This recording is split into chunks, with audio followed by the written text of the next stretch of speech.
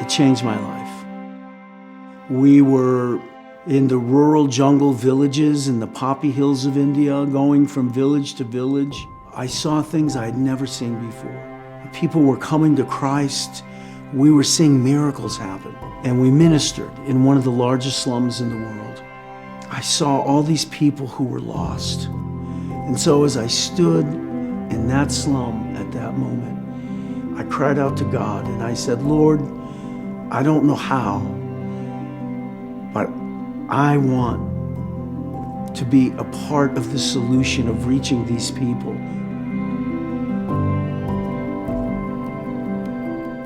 But here am I. I'll go wherever you want to send me. I will do whatever you want me to do. And I fully surrendered my life to Christ at that moment.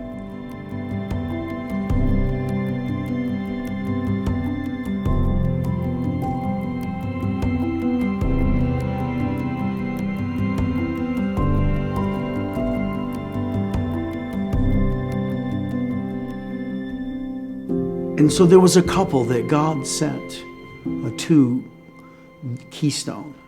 And then God put it in their heart that, especially on this particular hill, that they should build a building. And they didn't know what that building was really going to be. They just were trying to follow the leading of the Lord. And so God gave them a great vision. And they saw that this building would be used for the kingdom of God. So we got together and they said, Richard, show us what you're teaching there.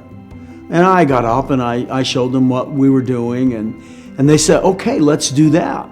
Let's teach them that, how to make disciples to the fourth generation and launch these movements. And they come here, and many of them don't know what they're coming to.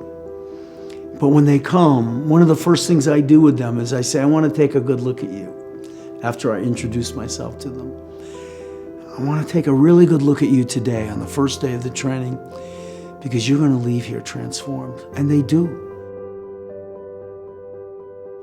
To where we are today, where we continue to have hundreds of leaders come. We've had leaders from Nepal, India, Pakistan, Sri Lanka, Malaysia. Even just in our past training, we had 15 different countries represented. And so truly, when someone is giving to the Keystone Project, they're giving to something that God has blessed and is actively involved in. And they can have the confidence that what they're giving to is going to result in the salvation of many people. But there is a lot of fruit, and this is the greatest harvest in the history of the world. And it's an honor and a privilege for us to be a part of it.